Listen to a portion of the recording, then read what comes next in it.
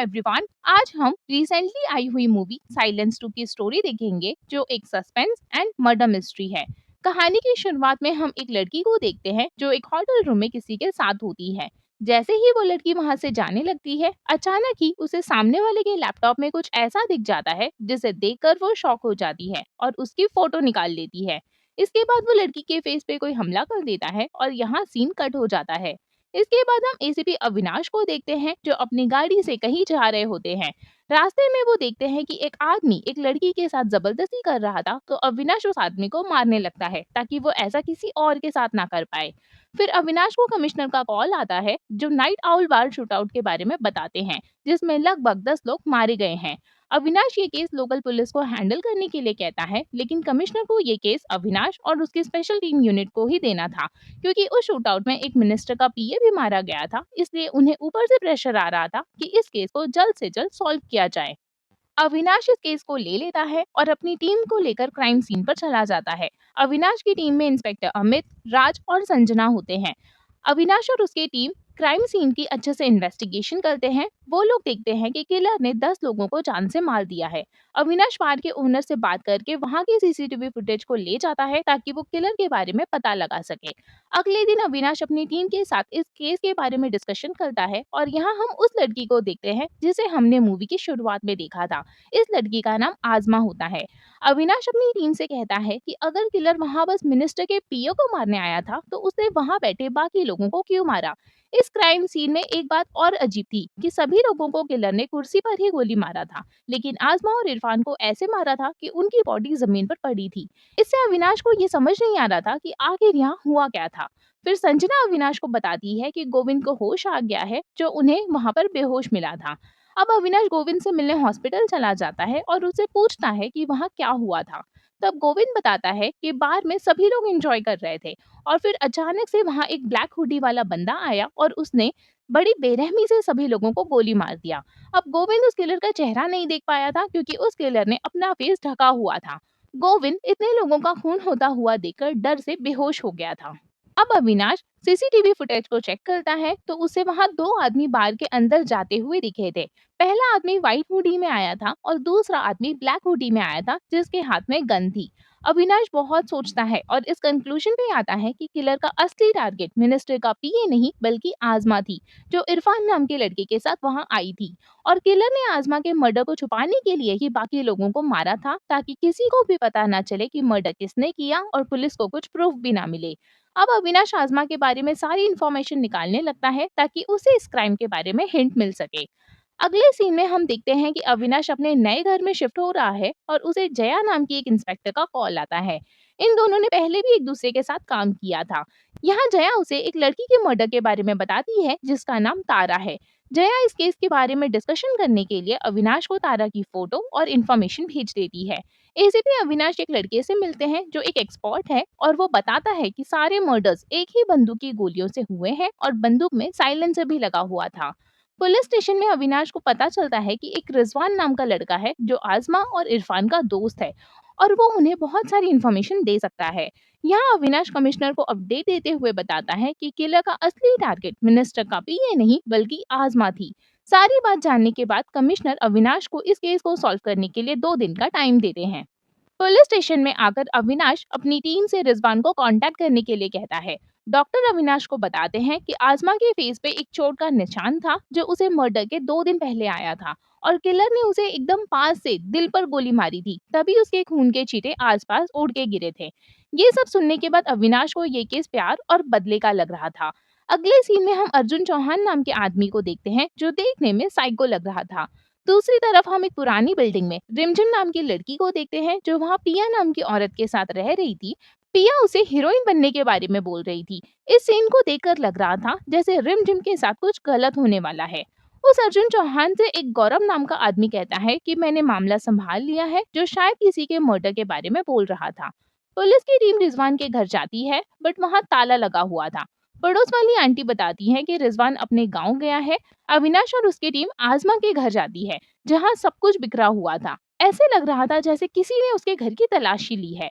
Police भी वहां तलाशी लेने लगती है और उन्हें वहां महंगे महंगे ड्रेस, पर्स और भी बहुत सारे गिफ्ट्स मिलते हैं, जबकि आजमा इतनी अमीर नहीं थी। जिससे ये लोग समझ जाते हैं कि आज़मा एक कॉल गर्ल का काम करती थी। वहाँ उन्हें एक डॉक्टर की पर्ची मिलती है और वो लोग उस डॉक्टर से मिलने चले जाते हैं। वो डॉक्टर बताते हैं कि आज़मा 2 दिन पहले उनके पास इलाज करवाने आई थी क्योंकि उसके फेस पे चोट लगा था। अविनाश उनसे आज़मा की फैमिली के बारे में पूछता है तो वो बताते हैं कि उसकी फैमिली में बस उसकी माँ है, जिसे आज़मा का ये काम पसंद नहीं, इसलिए वो अपने गाँव चली गई हैं। वो लोग आज़मा की माँ से मिलते हैं और आज़मा के बारे में बताते हैं कि अब वो इस दुनिया में नहीं रही। ये सुनकर आज़मा की माँ रोने लगती है।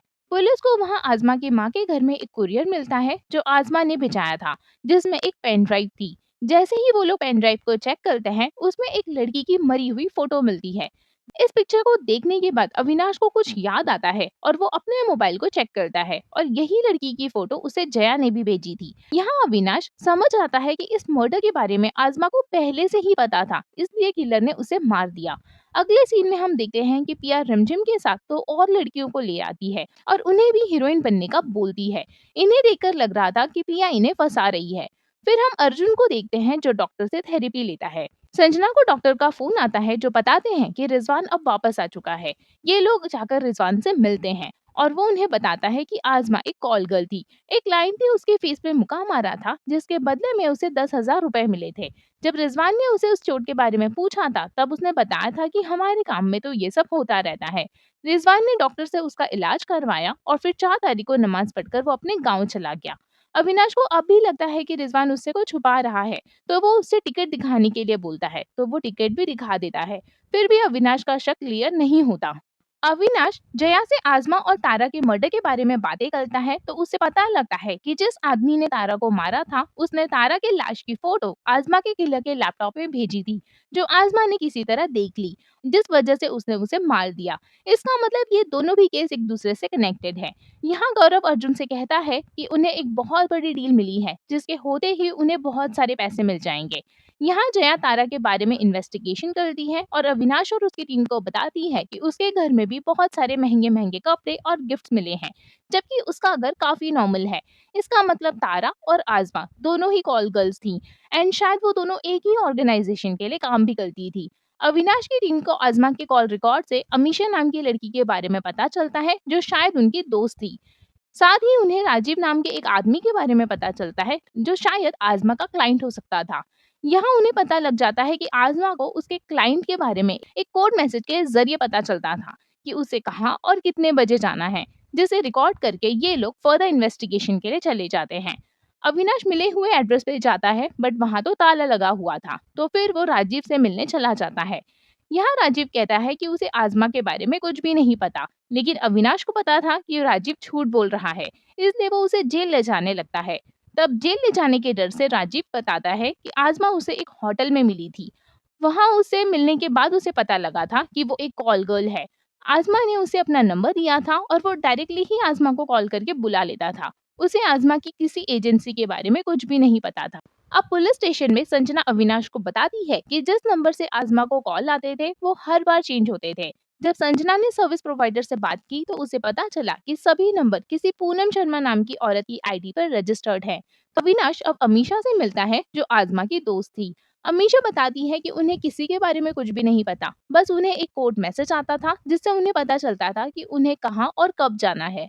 फिर वो अमीशा से पूछता है कि तुम इस काम में कैसे आई, तो वो बताती है कि कुछ लोग उसके घर आए थे और उन्होंने उसकी फैमिली को बोला कि वो लोग उसे हीरोइन बनाएंगे, जिसके बाद वो लोग अमीशा की फैमिली को पैसे देकर उसे ले गए।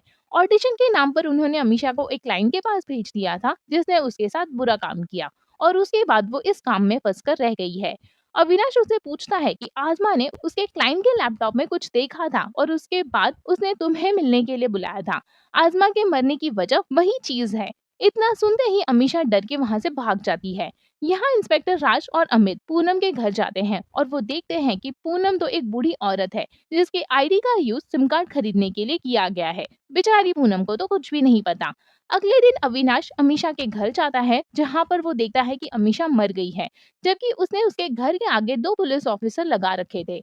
डॉक्टर अमीशा की बॉडी को जांच करके बताते हैं कि किसी ने अमीशा का मर्डर किया है और उसके हाथ की कलाई काट दी है ताकि ये सुसाइड लगे। और वहाँ उन्हें एक सुसाइड नोट भी मिलता है जो शायद किलर ने ही लिखा था।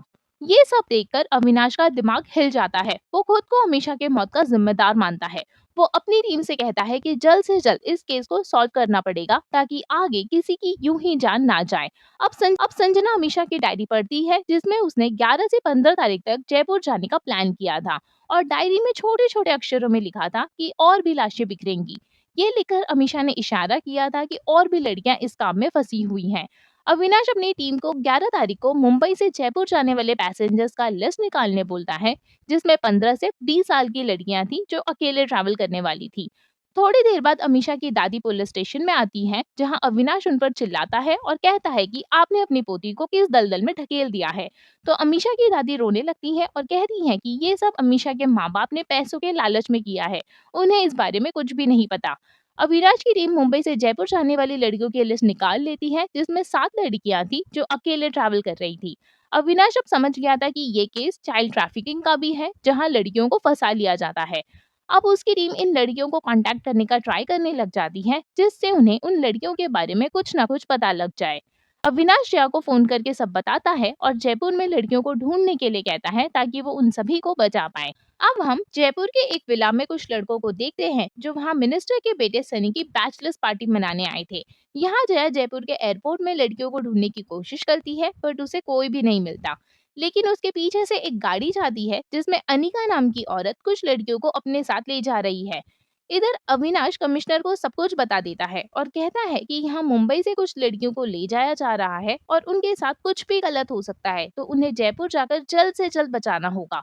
अविनाश अपनी टीम को लेकर जयपुर के लिए निकल जाता है। अनिका उन सभी 7 लड़कियों को खाना खिलाने के लिए होटल ले जाती है। तब रिमझिम चुपके से वॉशरूम जाकर अपने घर पे कॉल लगाती है बट उसका फोन नहीं लगता। उसी वक्त एकदम से अमित उसे कॉल लगा देता है और उन सभी के बारे में पूछता है। तो रिमझिम बताती है कि वो यहाँ 6 लड़कियों के साथ आई है। पीछे से अनिका की आवाज सुनकर रिमझिम फोन को कट कर देती है और वॉशरूम में चली जाती है। बट फिर भी अनिका रिमझिम का फोन छीन लेती है क्योंकि उसको रिमझिम के फोन के बारे में पता चल गया था। अमित अब अविनाश को रिमझिम का नंबर देकर उसके लोकेशन के बारे में बता देता है। यहाँ विला में हमें पता लगता है कि सनी के दोस्तों के रूम में एक एक कॉल गर्ल आएंगी और ये वही लड़कियां थी। रात को अनिका सभी लड़कियों को लेकर विला पहुंच जाती है और उन्हें ऑडिशन का बोलकर एक एक कमरे में भेज देती है। अविनाश की टीम भी लोकेशन को ट्रैक करके वहां पहुंच जाती है और उन्हें पास के ही एक विला के बारे में पता चलता है। यहाँ सनी के दोस्त लड़कियों के साथ जबरदस्ती करने लगते हैं और उसी वक्त अविनाश अपनी टीम के साथ आकर विला पर छापा मार देता है और उन लड़कियों को बचा लेता है। सनी एक लड़की के सर पे बंदूक रख देता है बट अविनाश सनी की बंदूक को छीन लेता है और उसे बहुत मारता है। संजना भी अनिका को पकड़ लेती है और वो उन लोगों को गौरव के बारे में बताती है। जैसे ही गौरव अपने कमरे से भागने वाला होता है पुलिस उसे पकड़ लेती है बट गौरव ने अपने लीडर को सब कुछ बता दिया था जिससे उसका लीडर बच के भाग गया था। अगले दिन अविनाश अपनी टीम को लेकर गौरव से पूछताछ करने लगता है। गौरव कहता है कि उसने किसी का मर्डर नहीं किया, वो बस अर्जुन चौहान नाम के आदमी के लिए काम करता है जिससे उसे बहुत सारे पैसे मिलते हैं। पुलिस अब अर्जुन का पोस्टर बनवा कर सब जगह लगवा देती है ताकि उन्हें अर्जुन के बारे में पता चल सके। यहाँ जया अविनाश को बताती है कि गौरव एक डिजाइन शॉप चलाता है जिसके अंडर में वो लड़कियों को सप्लाई करने का काम करता है। अविनाश अब गौरव से तारा के बारे में पूछता है तो गौरव बताता है कि दुबई के एक क्लाइंट को तारा पसंद थी और उसने अपनी फैंटेसी पूरी की बट इन सब में तारा मारी गई और वो आदमी यहाँ से भाग गया। ये सुनकर अविनाश को बहुत गुस्सा आता है और वो गौरव को मारने लगता है। अविनाश समझ गया था कि ये सब ह्यूमन ट्रैफिकिंग का काम अर्जुन चौहान ही कर रहा है जिसे वो किसी भी हाल में पकड़ कर रहेगा। फिर वो अपनी टीम के साथ सारी लड़कियों को बचाकर मुंबई ले आता है। कमिश्नर अविनाश के काम से बहुत खुश थे लेकिन अविनाश अब भी खुश नहीं था क्योंकि अब उसको मेन किलर को पकड़ना है। पुलिस स्टेशन में अमित अविनाश को बताता है कि उन्हें अर्जुन के डिस्क्रिप्शन जैसा कोई भी आदमी नहीं मिला। अविनाश अब फिर से सारे एविडेंस को चेक करता है और उसे पता चलता है कि रिजवान उससे झूठ बोल रहा था। उसने कहा था कि मैंने 4 तारीख को नमाज पढ़कर ट्रेन पकड़ी थी जबकि नमाज तो नेक्स्ट डे थी और उसने ट्रेन भी अगले दिन पकड़ी थी।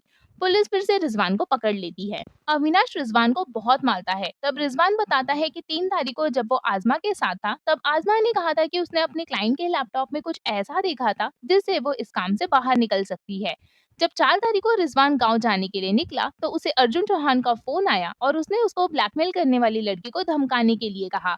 इसके बाद रिजवान अपनी ट्रेन छोड़कर उस लड़की को बार में धमकाने के लिए चला जाता है और वहाँ जाकर वो देखता है कि ये तो आज़मा ही है। अब रिजवान आज़मा और इरफान से बातें करने लगता है, बट वहीं एक ब्लैक हुडी में आदमी आता है और वहाँ मौजूद सभी लोगों को मार देता है और रिजवान को अपने साथ ले जाता है। रिजवान उस आदमी से बचकर भाग गया था और अगले दिन अपने गांव चला गया था। अविनाश समझ गया था कि किलर ने ये सब रिजवान को फंसाने के लिए किया है। जब आज़मा को तारा के मर्डर के बारे में पता चला था, तो उसने अमीशा को बताया था ताकि वो दोनों इस काम से बच के निकल सके, बट दोनों ही मारे गए। अविनाश को यहाँ ये भी पता चलता है कि जिस आदमी से आज़मा मिला करती थी वो शायद अर्जुन ही था और शायद वो आज़मा से प्यार भी करता था। संजना बताती है कि अर्जुन के सबसे करीब में रिजवान ही है जो उसका सारा काम संभालता है और सभी कॉल गर्ल्स रिजवान को हर महीने 1,20,000 रुपए देती हैं जो वो अर्जुन को ले जाकर देता है। अविनाश फिर से रिजवान को मारने लगता है क्योंकि वो अब भी पूरी बात नहीं बता रहा था। रिजवान बताता है कि वो 30 कॉल गर्ल्स से हर महीने 1,20,000 रुपए लेकर अर्जुन को देता है, लेकिन उसने आज तक अर्जुन को नहीं देखा क्योंकि वो पैसे आर्टिफैक्ट कंपनी के अकाउंट में डालता है। अविनाश की टीम आर्टिफैक्ट कंपनी के एड्रेस पे जाती है और वहाँ वो लोग राजीव को पाते हैं। राजीव उन्हें कहता है कि अर्जुन तो उनका साला है। फिर अविनाश अर्जुन को पकड़ लेती है, बट उसको मर्डर और एस्कॉर्ट के काम के बारे में कुछ भी नहीं पता और वो बस पागलों की तरह हरकतें करता रहता है। तलाशी करने पर उन लोगों को अर्जुन के रूम में सारे एविडेंस भी मिल जाते हैं जिससे वो इन कामों को ऑपरेट करता था। अविनाश को समझ आ गया था कि ये वो अर्जुन नहीं है जिसे ये लोग ढूंढ रहे हैं। कोई तो बड़ी चालाकी से अर्जुन को फंसा रहा है क्योंकि अर्जुन का पता चलते ही सारे एविडेंस बड़ी ही आसानी से मिल गए जिसे वो लोग काफी टाइम से ढूंढ रहे थे। वैसे भी अर्जुन तो पागल था और वो ये सब काम करने के लायक नहीं था, फिर भी पुलिस वाले उसे पकड़कर ले जाते हैं। जैसे ही अविनाश जाने लगता है, वैसे ही राजीव की बीवी का पर्स गिर जाता है जिसको उठाने में अविनाश उसकी हेल्प करता है। पुलिस स्टेशन जाकर अविनाश बहुत सोचता है कि ऐसा कौन है जो अब तक छुप रहा है। उसी टाइम छोटू माचिस चलाता है और उसे देखकर अविनाश को कुछ याद आता है। इसके बाद अविनाश राजीव की बीवी आरती से बात करने के लिए चला जाता है। वो आरती से पूछता है कि आप 11 से 14 तारीख के बीच में कहाँ गई थी। तो आरती कहती है कि मैं बैंगलोर छुट्टी मनाने के लिए गई थी। यहाँ अविनाश बताता है कि आप झूठ बोल रही हैं क्योंकि उसकी कार मुंबई दिल्ली हाईवे पर दिखी थी और दिल्ली जाकर उसने जयपुर जाने के लिए एक कार रेंट पर ली थी। ये सुनकर आरती कहती है कि हाँ, मैं जयपुर गई थी तो क्या हुआ। यहाँ संजना आरती के मेडिकल रिपोर्ट्स दिखाती है जिसके हिसाब से आरती के पापा ने उसकी हार्मोन सर्जरी करवाई थी। तो आरती कहती है कि हाँ करवाई थी क्योंकि मैं एक लेस्बियन हूँ। अब आरती अपनी स्टोरी बताती है कि उसके पापा को उसका लेस्बियन होना बिल्कुल भी पसंद नहीं था और कुछ दिन बाद उन्हें जब उनके बेटे के बारे में पता चला जो उनके एक मिस्ट्रेस से हुआ था, अपने बेटे के बारे में जानने के बाद वो बहुत खुश हो गए थे और अपना सब कुछ उसी बेटी के नाम पर कर दिया था। और ये कोई और नहीं, ये था अर्जुन। आरती की शादी उन्होंने जबरदस्ती राजीव के साथ करवा दी थी क्योंकि वो नहीं चाहते थे कि आरती किसी लड़की के चक्कर में पड़े। फिर आरती अविनाश को कहती है कि अगर तुम्हारे पास मेरे खिलाफ कोई सबूत है तो बताओ, नहीं तो मेरा टाइम वेस्ट मत करो। तब अविनाश आरती का पर्दाफाश करते हुए कहता है कि तुम ही हुलिया बदलकर नकली अर्जुन चौहान बनकर जाती थी ताकि तुम अपने सौतेले भाई अर्जुन को फंसा सको, जिसके बाद तुम्हें अपने पापा की प्रॉपर्टी और सारा पैसा मिल जाए। अविनाश बताता है कि आज़मा तुम्हारे लिए काम करती थी और जब तुम्हें पता चला कि आज़मा को लेस्बियन के साथ रिलेशन रखने में कोई भी प्रॉब्लम नहीं है, तो तुमने उससे बात करना शुरू कर दिया। फिर एक दिन आज़मा ने तुम्हारे लैपटॉप से तारा की फोटो खींच ली जिसको लेकर वो और अमीशा तुम्हें ब्लैकमेल करने लगे थे। इसके बाद तुमने आज़मा और अमीशा को मार दिया। बट जब तुमने अमीशा को मारा तो हाथापाई में तुम्हारा एक बाल अमीशा के नाखून में अटक गया, जिसकी वजह से उन्हें आरती का डीएनए सैंपल मिल गया था जिससे ये साबित होता है कि आरती ने ही अमीशा को मारा है।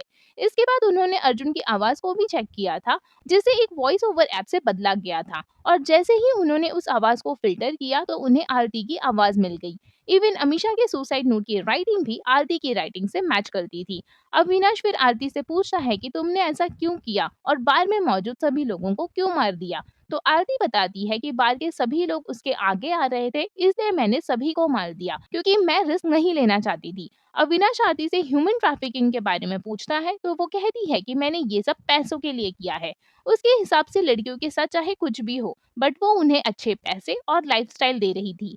ये सब कहकर वो अपने क्राइम का जस्टिफिकेशन देती है और फिर वहां से भाग के टेरेस पे चली जाती है। इसके बाद टेरेस से कूदकर वो अपनी जान दे देती है क्योंकि वो समझ गई थी कि अब वो नहीं बच पाएगी।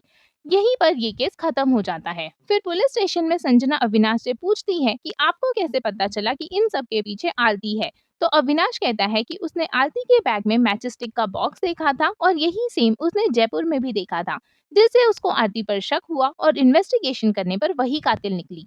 अब अविनाश की टीम रिलैक्स होकर घर जाने लगती है, तभी उनको एक और केस मिलता है, जिसके बाद ये मूवी यहीं एंड हो जाती है।